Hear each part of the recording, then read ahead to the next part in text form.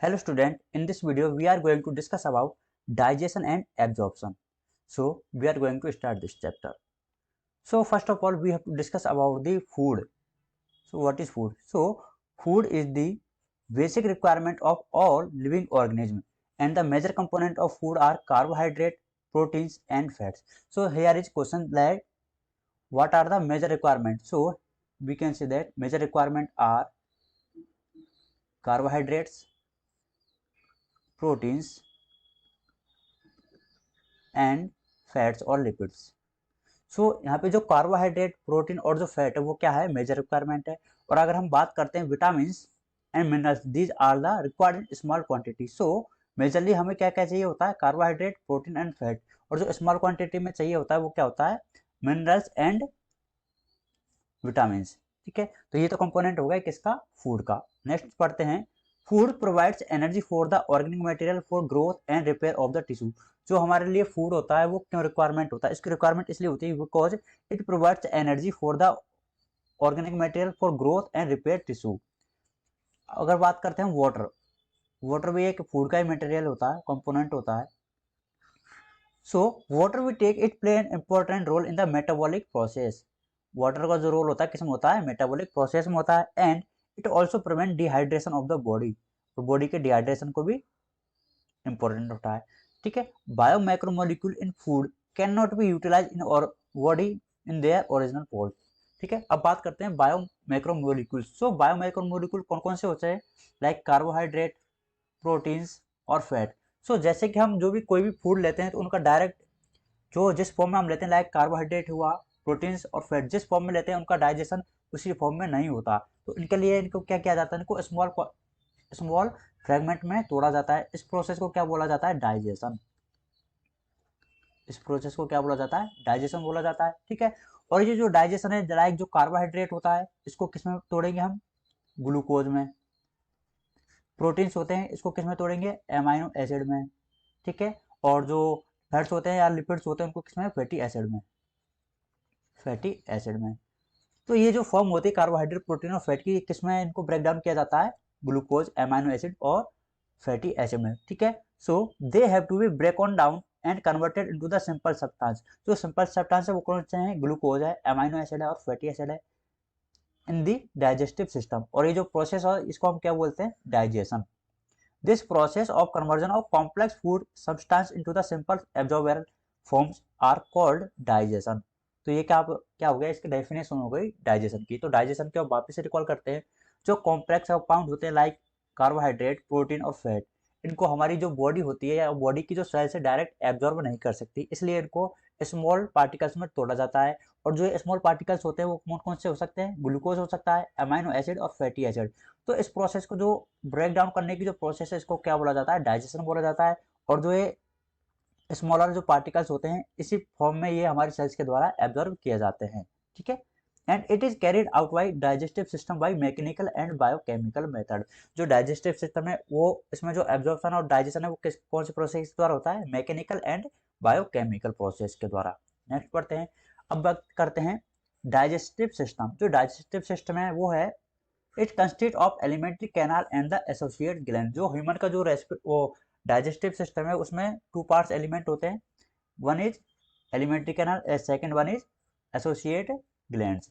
सो अगर हम बात करते हैं किसकी, एलिमेंट्री कैनाल की। सो एलिमेंट्री कैनाल का स्टार्टिंग और एंडिंग पार्ट क्या होता है उसके बारे में हम एक बार डिस्कस कर लेते हैं, ओवरव्यू। ठीक है, सो एलिमेंट्री जो कैनाल है वो स्टार्ट होती है कहाँ से, माउथ से। ठीक है, माउथ के बाद कहाँ पे, बकल कैविटी, बकल कैविटी के बाद ये फेरेंक्स, फेरिंग्स के बाद ईसोफेगस, ईसोफेगस के बाद stomach,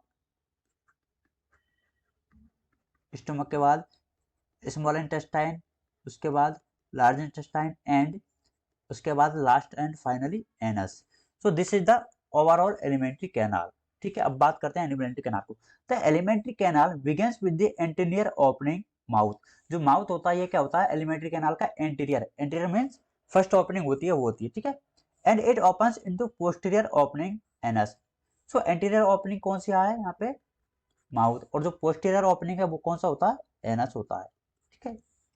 the mouth lead into the vocal cavity और ओरल कैविटी। जो वोकल जो माउथ है वो कहाँ पे ओपन होता है, वोकल कैविटी में या फिर ओरल कैविटी में, ठीक है। Oral cavity has a number of teeth and has a muscular tongue.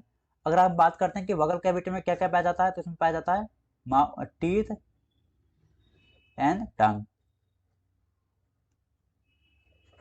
ठीक है। उसके बाद है each tooth is embedded in a socket of jaw bone.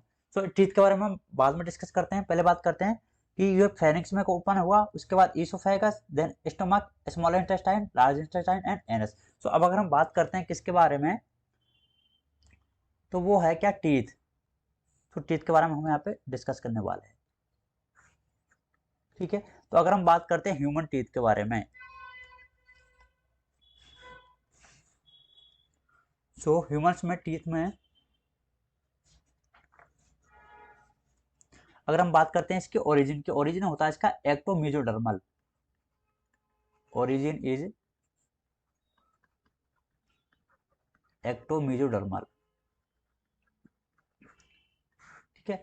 अगर हम बात करते हैं कितने टाइप्स के हमारे ह्यूमन टीथ पाए जाते हैं, तो फर्स्ट इज थीकोडोंट। थीकोडोंट क्यों बोलते हैं, क्योंकि जो बोनी सॉकेट होता है उसमें क्या एम्बेडेड रहते हैं, so teeth are embedded in bony socket, ठीक है। फर्स्ट वन इज हो गया thecodont, second one is diphyodont. Diphyodont, diphyodont means जो ह्यूमन का जो लाइफ साइकिल होता है टीथ का, उसमें दो बार दांत आते हैं, तो इसको बोला जाता है डाइफायोडोंट। Die means to. उसके बाद है हेटेरोडोंट। हेटेरोडोंट्स में यहाँ पे डिफरेंट टाइप्स के या फिर वेरियस टाइप के टीथ पाए जाते हैं, जिनको हम बोलते हैं क्या, incisors, canine, premolar and molar. अब उसको स्लाइड को डिस्कस करते हैं, ठीक है। तो oral cavity has a number of teeth and a muscular tongue, ठीक है। Each tooth is embedded in a socket of jaw. तो सॉकेट ऑफ जॉ है, तो इसलिए इसको क्या बोला जाता है, यहाँ पे थीकोडोंट बोला जाता है, ठीक है। सेकंड वन इज जॉबोन होता है, this type of attachment is called thecodont, ठीक है। Majority of mammals including humans being form two set of the teeth during their life cycle. अभी हमने डिस्कस किया था कि जो ह्यूमंस होते हैं वो अपनी लाइफ साइकिल में टू टाइप्स के टीथ बनाते हैं। इस टाइप के जो टीथ होते हैं इसको बोला जाता है क्या, डाइफायोडोंट, ठीक है। और उनमें से एक जो होता है वो तो होता है कौन सा, टेम्पररी और डेसिडुअस टीथ, और सेकंड वन इज परमानेंट और एडल्ट टीथ। जो टेम्पररी होता है ये कौन से में होता है, चाइल्ड में, और जो एडल्ट बातें होते हैं वो कौन सी होती है, परमानेंट टीथ की। तो ये बात हो गई किसके बारे में, टीथ के बारे में, ठीक है। An adult human has 32 permanent teeth. अगर हम इसके फॉर्मूला की बात करते हैं, तो dental formula of child and adult 2102, 2102। अगर हम बात करते हैं एडल्ट की, so adult it is having 2123, 2123 multiply by 2, multiply by 2। अब इसका मतलब क्या होता है, जो first is it is showing incisor, then canine, premolar and molar. तो अगर हम बात करते हैं चाइल्ड की, सो जो चाइल्ड जो फेज होती है उसमें 2 इंसीजर टीथ पाए जाते हैं, 1 कैनाइन और 0 प्रीमोलर। इसमें जो चाइल्ड होते हैं उनमें प्रीमोलर एब्सेंट होता है, ठीक है। और जो मोलर टीथ होते हैं वो कितने पाए जाते हैं, 2 पाए जाते हैं। तो ओवरऑल कितना हो जाएगा, 2 1 3 और 5, तो 20 टीथ हो जाएंगे। और अगर हम बात करते हैं एडल्ट में, तो ये कितने होते हैं, 32। 32 कैसे होते हैं, 3 3 2 5, 5 और 1 6, 6 और 2 8, 8 multiply by 2 16। So 16 for the upper jaw and 16 for the lower jaw, overall 32।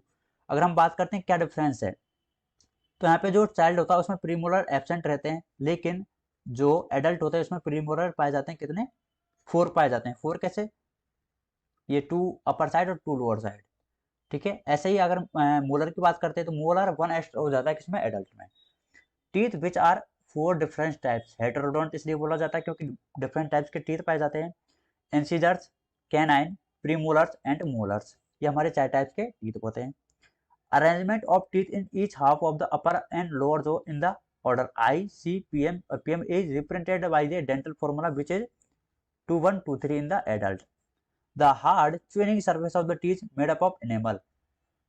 जो इसकी जो हार्ड सरफेस होती है टीथ की वो किससे बनी होती है, एनिमल की। और जो एनिमल होता है इसका फॉर्मेशन को होता है एमिलोब्लास्ट सेल। एमिलोब्लास्ट सेल के द्वारा इसका फॉर्मेशन किया जाता है, किसका, एनिमल का। और जो एनिमल होता है किसमें हेल्प करता है, it helps in the mastication of food. ये जो फूड होता है उसको चबाने में हेल्प करता है। अब बात करते हैं टंग की।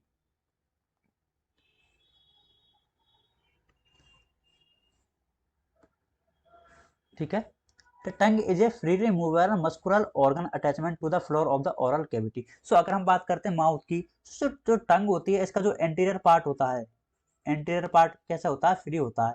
लेकिन जो पोस्टीरियर पार्ट होता है वो किससे होता है, फिक्स होता है। और एक किससे ज्वाइंट होता है, ये होता है ओरल कैविटी से। It is connected by the oral cavity. ठीक है, इसलिए जो ह्यूमंस की जो टंग होती है वो एंटीरियर पार्ट है वो उसमें मूव कर सकती है, लेकिन जो इसका जो पोस्टीरियर पार्ट है वो कैसा होता है, फिक्स होता है। ठीक है, और इसमें क्या पाया जाता है, स्मॉल प्रोजेक्शन पाए जाते हैं जिनको हम क्या बोला जाता है, पेपिला बोला जाता है। और some of which bears taste word, और इसमें क्या जो पेपिला होता है इसमें क्या टेस्ट वर्ड भी पाई जाती है। अब बात करते हैं ओरल ह्यूमन डाइजेस्टिव सिस्टम के बारे में। ठीक है, सो अगर हम बात करते हैं ह्यूमन डाइजेस्टिव, ये स्टार्ट होता है कहाँ से, माउथ से। ठीक है, तो ये इसका माउथ हो गया। माउथ के बाद इसमें क्या आता है, माउथ के बाद आता है इसमें क्या, बकल कैविटी। ठीक है, second second part is buccal cavity. Buccal cavity के बाद क्या आएगा इसमें, फेरिंग्स। ठीक है, ये माउथ हो गया, और ये ओरल कैविटी और बकल कैविटी एक में आ जाता है। उसके बाद क्या है, third one is pharynx. Pharynx के बाद क्या है यहाँ पे, ईसोफेगस।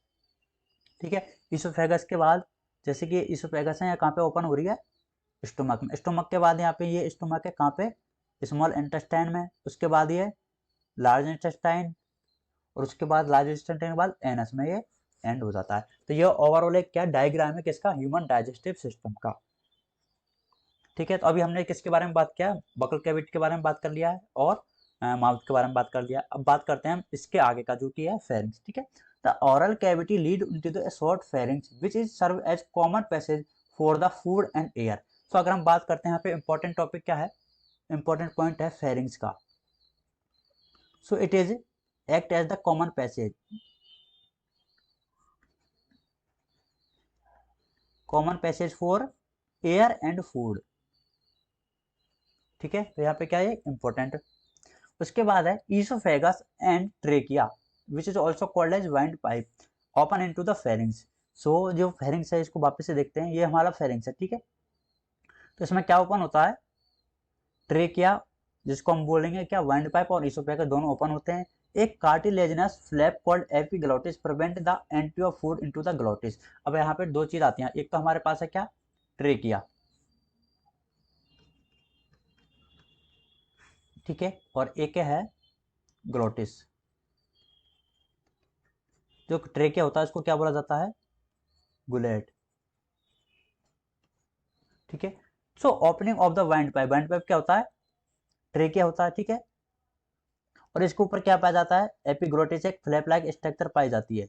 इस जो फ्लैप लाइक स्ट्रक्चर होती है इसको क्या बोला जाता है, एपिग्लोटिस। एपिग्लोटिस। सो जब हम कोई भी फूड भोजन लेते हैं तो उस टाइम क्या होता है कि जो फूड है वो हमारी इस ग्लोटिस में या फिर ट्रेकिया में ना जाए, इसके लिए इसके ऊपर एक कवरिंग पाई जाती है जिसको बोला जाता है एपिग्लोटिस। और ये क्या फ्लैप लाइक स्ट्रक्चर है, तो जब भी हम फूड करते हैं या फिर भोजन करते हैं उस टाइम ये क्या, इसको जो ट्रे क्या है इसको क्या कवर कर लेता है, जिससे कि फूड है उसमें वेंट पाइप में ना जाए। ठीक है, opening of the went pipe during swelling. The oesophagus is a thin tube like which extend posteriorly passing through the neck, thorax and diaphragm and lead to the J-shaped bag-like structure which is called stomach. तो J-shaped structure होती है वो कहाँ पे पाई जाती है, stomach में पाई जाती है। तो अभी हमने क्या पढ़ा, माउथ पढ़ लिया, वोकल कैविटी हो गया, फेरिंग्स हो गया, उसके बाद इसोफेगस हो गया, next one is stomach. So it is a bag like J shape structure, we can say that it is J shape structure. Stomach a muscular sphincter gastroesophageal regulate the opening of oesophagus into the stomach. अगर हम बात करते हैं कि जैसे कि ये oesophagus है, ठीक है, और ये कहाँ पे ओपन हो रहा है, यहाँ पे स्टोमक में, तो जो यहाँ पे जो स्फिंक्टर पाया जाएगा इसको क्या बोला जाता है, गैस्ट्रोइसोफेगियल, गैस्ट्रोइसोफेजियल स्फिंक्टर। और ये क्या इसकी जो ओपनिंग है इसको क्या गार्ड करता है। और जो ईसोफेगस है ये कहाँ पे ओपन होता है, स्टोमक के भी 4 पार्ट होते हैं, in which first one is cardiac, fundus, body and pyloric. So जो ईसोफेगस है वो कहाँ पे ओपन होता है, यहाँ पे कार्डियक पार्ट में, और इसको हम जो गैस्ट्रोइसोफेगल या फिर इसको कार्डियक स्फिंक्टर भी बोल सकते हैं, कार्डियक स्फिंक्टर। ठीक है, the stomach located in the upper left portion of the abdominal cavity has 4 major parts, cardiac portion into which the esophagus open। अभी हमने डिस्कस किया कि esophagus है कहाँ पे ओपन होती है, कार्डियक में। फंडिक रीजन, बॉडी जो मेन सेंट्रल पार्ट होता है इसको क्या बोलता जाते हैं, बॉडी। और जो पायलोरिक रीजन होता है विच opens into the first part of the small intestine. अब अगर हम देखते हैं कि जो पायलोरिक रीजन है कहाँ पे ओपन हो रहा है, स्मॉल इंटेस्टाइन में। ठीक है, और अगर ये स्मॉल इंटेस्टाइन में ओपन हो रहा था कौन सा पार्ट में हो रहा है, ड्यूडेनम में, इसलिए यहाँ पे भी एक क्या स्फिंक्टर पाया जाता है, या फिर बोल सकते हैं गार्ड पाया जाता है, और इस स्फिंक्टर को बोला जाता है क्या, पायलोरिक स्फिंक्टर, पायलोरिक स्फिंक्टर। तो स्टमक के लिए 2 स्फिंक्टर है, एक तो है गैस्ट्रोइसोफेजियल और we can say cardiac sphincter, and second one is pyloric sphincter. जो कार्डियक स्फिंक्टर पाया जाता है वो कहाँ पाया जाता है, ईसोफेगस और स्टमक के ओपनिंग पर, और जो पायलोरिक होता है वो होता है स्टमक और स्मॉल इंटेस्टाइन की ओपनिंग पर। Small intestine is a distinguishable into the 3 region, a C shape duodenum, coiled structure jejunum and the highly coiled ileum। The opening of the stomach into the duodenum is guarded by the pyloric sphincter। ये हमने discuss कर लिया, pyloric sphincter। ileum open into the large intestine, it consists of cecum, colon and rectum। जो large intestine होता है इसके कितने part होते हैं, 3 पार्ट होते हैं। First one is cecum, second one is colon and last one is rectum। ठीक है, विच होस्ट। अब बात करते हैं कि इन तीनों पार्टों में क्या इंपॉर्टेंट चीज है। ठीक है, caecum is a blind sac structure which host some symbiotic microorganism. So यहाँ पे क्या ये इंपॉर्टेंट है कि जो सीकम होता है वो स्मॉल ब्लाइंड सैक स्ट्रक्चर होती है, और उसमें किसके लिए पाए जाते हैं, कुछ सिम्बायोटिक माइक्रो ऑर्गेनिज्म पाए जाते हैं। ठीक है, a small narrow finger like tubular projection the vermiform appendix which is a vestigial organ arises from the caecum.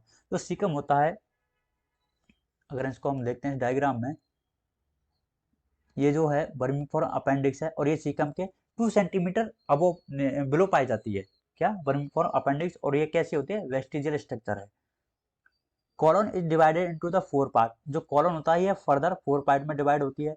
4 part में कैसे हो सकती है इसको देखते हैं, ascending, transverse, descending and sigmoid. इसके लिए भी 4 पार्ट है, कैसे, एसेंडिंग, ट्रांसवर्स, डिसेंडिंग और सिग्मोइड कोलोन।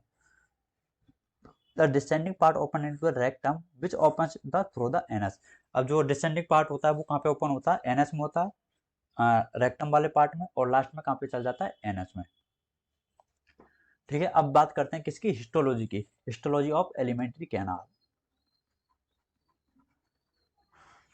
ठीक है, अगर हम बात करते हैं एलिमेंट्री कैनाल की हिस्टोलॉजी के बारे में, तो इसमें सबसे पहले क्या पाए जाते हैं इसमें, सो टोटल एलिमेंट्री कैनाल में 4 लेयर्स पाई जाती हैं। अगर हम बात करते हैं 4 लेयर्स के बारे में, तो सबसे पहले जो लेयर होती है वो होती है serosa, second one is muscularis, third one is submucosa and last one is mucosa. ये 4 लेयर है। ठीक है, अगर हम इसका सीक्वेंस की बात करते हैं तो outer side to inside, outer side is serosa layer, ठीक है, और inner most layer is mucosa layer. ठीक है, अब इसका पढ़ते हैं theory.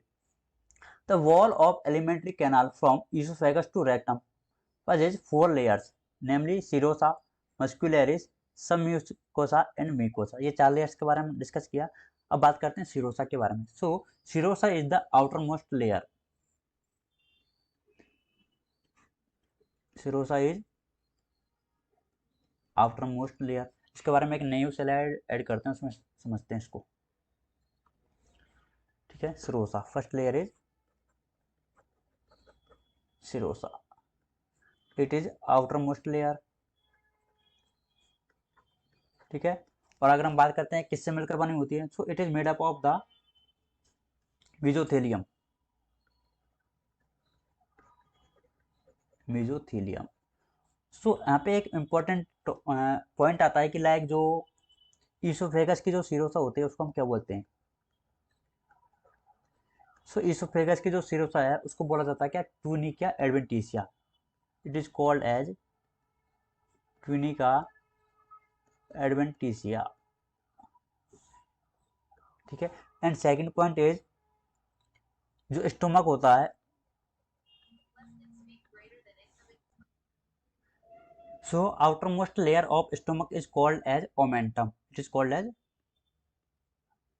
Omentum and it is made up of fat, lymph tissue and simple squamous epithelium. So it is made up of simple squamous epithelium plus fats plus lymph tissue. Lymph tissue. So it is all about the serous layer. And second one is layer is which one? Muscularis. Second layer is muscularis. So about the muscularis. So in the muscularis there are two types of smooth muscles found. Smooth muscles. In that first one is outer layer is longitudinal, outer longitudinal and inner layer is circular. And जो outer layer है और जो inner layer है इसके बीच में एक plexus पाया जाता है नर्व के। तो ये किसके बारे में हो गया? स्मूथ मसल्स के बारे में हो गया। ठीक है। स्टोमक की जो एक स्मूथ मसल्स होती है उसमें एक एक्स्ट्रा लेयर पाई जाती है और वो लेयर कौन सी होती है? Oblique layer. और ये जो ऑब्लिक लेयर होती है कहाँ पाई जाती है? Just first layer is longitudinal, second layer is circular and third layer in stomach is oblique layer. So अगर जो हम जो ऑर्वेक जो फ्लेक्सस होता है उसकी बात करते हैं इन स्टोमक, तो वो कहाँ पे पाया जाएगा? वो पाया जाता है कहाँ पे? सर्कुलर और ऑब्लिक के बीच में। ठीक है।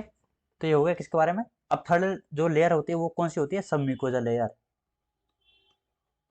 सब म्यूकोजा लेयर। अगर हम बात करते हैं सब म्यूकोजा की, तो ये किससे मिलकर बनी होती है? It is made up of loose connective tissue. It is made up of loose connective tissue plus blood vessels और लिम्फ वेसल्स।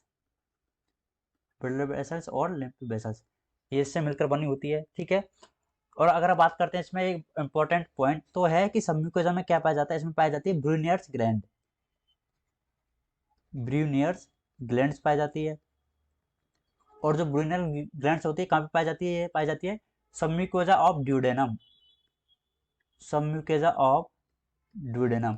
और जो ड्यूडेनम होता है किसका पार्ट है? ये स्मॉल इंटेस्टाइन का पार्ट होता है।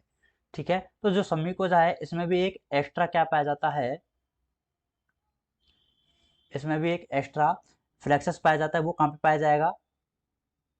जो सर्कुलर लेयर होती है और म्यूकोजा होता है या सब म्यूकोजा होता है,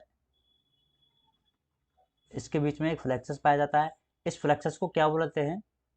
it is known as Meissner plexus. Meissner plexus. ठीक है। और जो मीजनर फ्लेक्सस होता है इसका जो फंक्शन है ये क्या होता है? It control the secretion of glands. It controls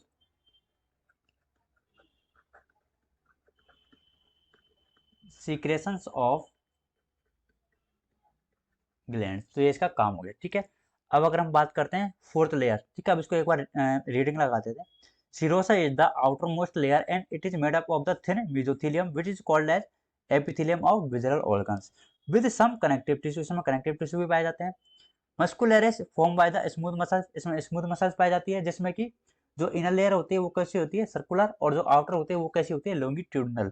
so inner is circular and outer is longitudinal and oblique muscles layer is may be present in some organ। जो सम ऑर्गन है वो किस में पाया जाता है? स्टोमक में। अभी हमने इसको डिस्कस किया है कि जो एक्स्ट्रल लेयर है ऑब्लिक लेयर वो कहाँ पे पाई जाती है? स्टोमक में पाई जाती है। The submucosal layer is from the loose connective tissue and it is contains nerve fibre, blood vessels and lymph vessels. In duodenum glands are also present in submucosa. Submucosa में एक जो ड्यूडेनम होती है, submucosa of duodenum, it is a present gland which is called as which is the mucosa. Submucosa के बाद जो layer होती है वो कौन सी होती है? म्यूकोजा होती है। ठीक है। अब म्यूकोजा के बारे में क्या है वो देखते हैं। This layer form the irregular folds that is also called as ragi in the stomach and small finger like projection called villi in the small intestine. सो जो म्यूकोसा होती है, अगर हम बात करते हैं किसकी, स्टोमक में और इंटेस्टाइन में, सो ये स्टोमक में क्या बनाती है, irregular fold which is called as Ragi, and intestine में क्या बनाती है, villi, that is called as the projection, finger like projection. The sales lining of villi produce numerous microscopic projections. This produce microscopic projection that is called as microvilli.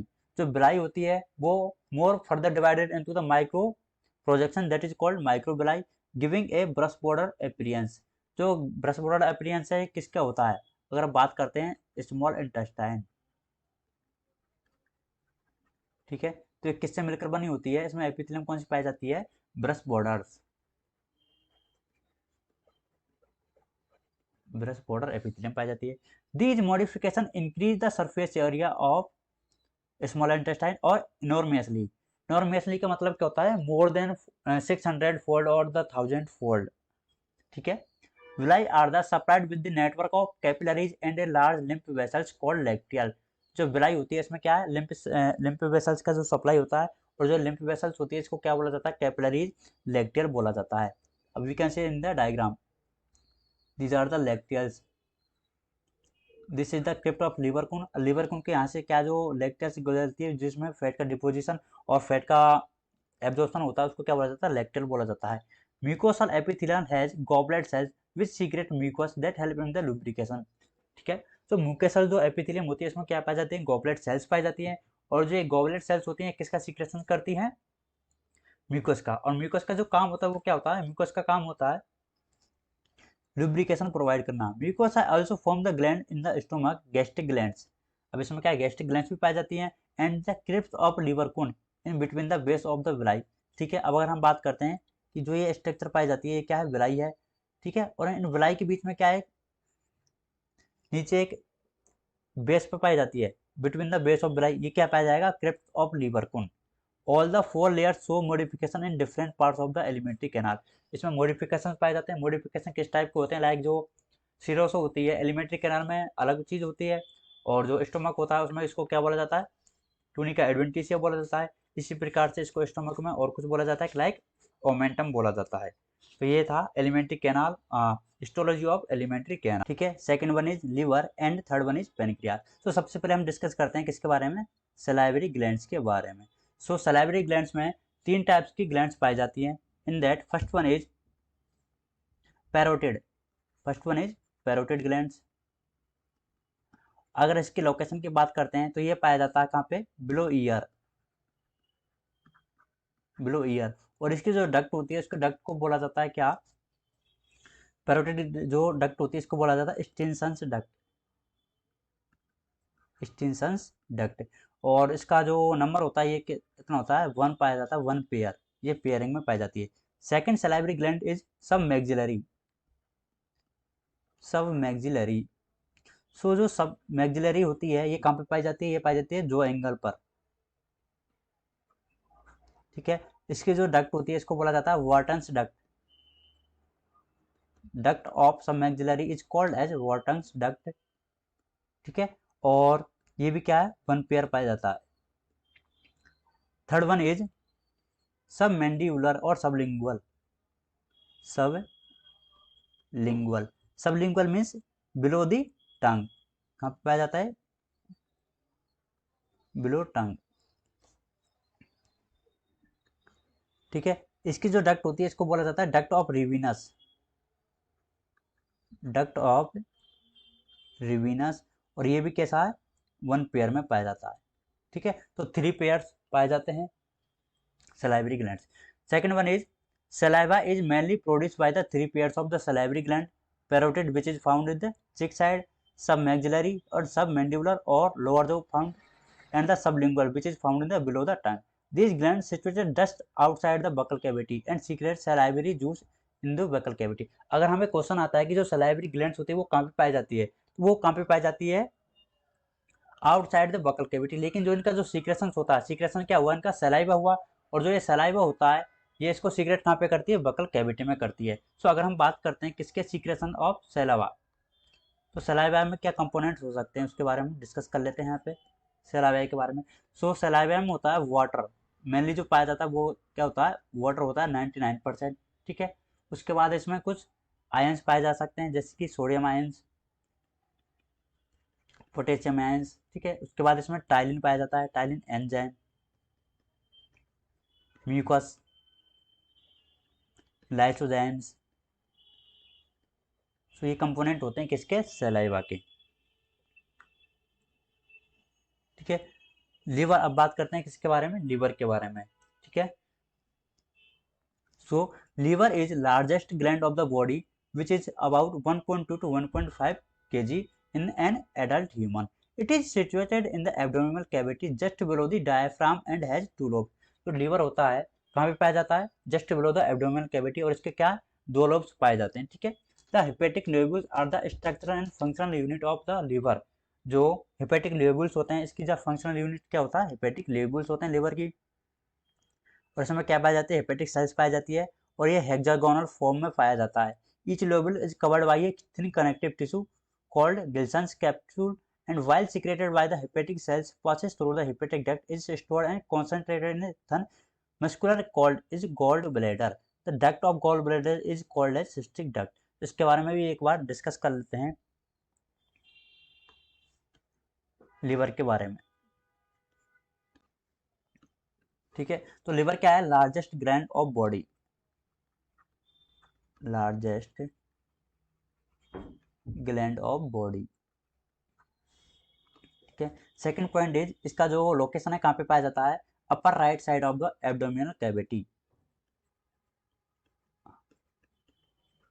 Upper right side of abdominal cavity. अब इसके बात करते हैं इसमें क्या पाए जाते हैं, टू लोब्स पाए जाते हैं। फर्स्ट वन इज राइट और second one is left lobe, तो यहाँ पे टू लोब्स पाए जाते हैं। ठीक है, और जो लोब्स की जो कवरिंग होती है इनको क्या बोला जाता है, गिल्सन्स कैप्सूल, गिल्सन्स कैप्सूल। और जो ये इसकी स्ट्रक्चरल एंड फंक्शनल यूनिट होती है इसको क्या बोला जाता है, हेपेटिक लोब्यूल्स, हेपेटिक लोब्यूल्स। और जो हेपेटिक लोब्यूल्स होते हैं वो कैसे होते हैं, हेक्सागोनल फॉर्म में पाए जाते हैं। ये किसकी स्ट्रक्चर है, हेपेटिक लोब्यूल्स की। ठीक है, और इसमें ग्लिसन्स कैप्सूल इसका कवरिंग हो गया। इसके बाद देखते हैं कि जो बाइल है उसका सीक्रेशन होता है, बाइल का सीक्रेशन किसके द्वारा किया जाता है, हेपेटिक सेल्स के द्वारा, हेपेटिक सेल्स के द्वारा बाइल सीक्रेट किया जाता है। और जो बाइल सीक्रेट हो गया इसके बाद इसको स्टोरेज कहाँ पे किया जाएगा, तो इसका स्टोरेज किया जाता है किसके द्वारा, गॉल ब्लैडर के द्वारा। ठीक है, इसके बारे में और नेक्स्ट पढ़ते हैं क्या है। ठीक है, तो अब सबसे पहले हम इस डायग्राम को देखते हैं। ठीक है, तो इस डायग्राम में दिया हुआ है हमारे पास कि ये क्या है, गॉल ब्लैडर है। ठीक है, ये लीवर है। ठीक है, लीवर से क्या है, दो डक्ट आ रही हैं। हमने देखा कि लीवर में क्या है, दो लोब पाए जाते हैं, राइट और लेफ्ट। सो जो राइट वाली जो लोब होता है वहां से जो डक्ट निकलेगी उसको बोला जाता है राइट हेपेटिक डक्ट। ठीक है, और जो लेफ्ट से निकलती है लेफ्ट हेपेटिक डक्ट। ठीक है, तो ये जो दोनों दोनों डक्ट है, दोनों डक्ट मिलकर क्या बनाती है, ये कॉमन हेपेटिक डक्ट। ये क्या बना लेंगी, कॉमन हेपेटिक डक्ट। अब जो कॉमन हेपेटिक डक्ट है ये किसके साथ ज्वाइंट हो जाती है, ये ज्वाइंट हो जाती है किसके साथ, जो गॉल ब्लैडर की जो डक्ट होती है, सिस्टिक डक्ट, सिस्टिक डक्ट इसके साथ ज्वाइंट होकर के क्या बना लेती है, common bile duct, common bile duct. ठीक है, अब इसको डायग्राम समझते हैं। ठीक है, डक्ट फ्रॉम द लिवर। ठीक है, ये लिवर से राइट वाली है और ये लेफ्ट वाली है, दोनों मिलकर क्या बना लेंगे यहाँ पे, कॉमन हेपेटिक डक्ट। ठीक है, अब जो इधर से जो गॉल ब्लैडर है यहाँ से क्या आ रही है, duct from the gall bladder, that is known as cystic duct. जो सिस्टिक डक्ट है अब किसमें ऐड हो जाएगी, ये कॉमन हेपेटिक डक्ट में, और क्या बना लेगी, कॉमन बाइल डक्ट। ठीक है, अब कॉमन बाइल डक्ट कहाँ पे जाएगी, ये कहाँ पे ओपनिंग होती है, इसकी ड्यूडेनम में। ठीक है, लेकिन ड्यूडेनम के साइड से क्या आता है, पेनक्रियाज की डक्ट आती है जिसको क्या बोला जाता है, पेनक्रियाटिक डक्ट। ठीक है, अब ये जो पेनक्रियाटिक डक्ट है इसके साथ ये ज्वाइंट हो जाती है कौन सी, common bile duct. So common bile duct is joining with the pancreatic duct, और ये क्या बना लेती है यहाँ पे, it is form in the common hepato pancreatic duct, pancreatic duct. तो ये ओवरऑल क्या डक्ट फॉर्मेशन है, कहाँ से, लिवर टू और गॉल ब्लैडर देन पेनक्रियाज। ठीक है, तो अब इसको पढ़ते हैं। The hepatic duct from the liver form the common bile duct. ठीक है, the bile duct and the pancreatic duct open together into the duodenum. ठीक है, ये कहाँ पे ओपन होती है, ड्यूडेनम में ओपन होती है। कौन कौन, कॉमन बाइल डक्ट और hepatic duct, also called as common hepatopancreatic duct which is guarded by the sphincter called the sphincter of Oddi. ठीक है, अब ये क्या है, ड्यूडेनम में ओपन होती है, यहाँ पे क्या पाया जाएगा, वॉल पाया जाएगा, स्फिंक्टर पाया जाता है। तो इस स्फिंक्टर को बोला क्या जाता है, sphincter of ODI, sphincter of Oddi. ठीक है, द पेनक्रियाज इज ए, ठीक है, अब डिस्कस करते हैं पेनक्रियाज के बारे में। तो pancreas is a compound, compound means ये एक्सोक्राइन भी होता है और एंडोक्राइन भी होता है, तो इसलिए इसको क्या बोला जाता है, heterocrine. It is a heterocrine elongated organ situated between the limbs of the C-shaped duodenum.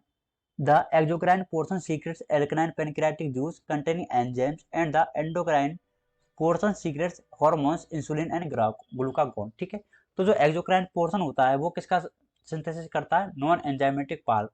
ठीक है, पेनक्रियाटिक जूस का जो एंजाइमेटिक पार्ट होता है उसका सीक्रेशन करता है, और जो एंडोक्राइन होता है वो किसका है, हॉर्मोन्स का और इंसुलिन और ग्लूकागोन का करता है। तो ये किसके बारे में, गॉल ब्लैडर के बारे में, सॉरी पेनक्रियाज के बारे में। ठीक है, तो अभी तक हमने इस चैप्टर में पढ़ा था क्या, कि जो एलिमेंट्री कैनाल है उसके बारे में पढ़ लिया और हिस्टोलॉजी ऑफ एलिमेंट्री कैनाल के बारे में डिस्कस कर लिया है। अब नेक्स्ट मूविंग फॉरवर्ड लेक्चर में हम पढ़ेंगे किसके बारे में, डाइजेशन इसका की जो फिजियोलॉजी वो कैसे होता है और इसके एब्जॉर्प्शन के बारे में। So thank you.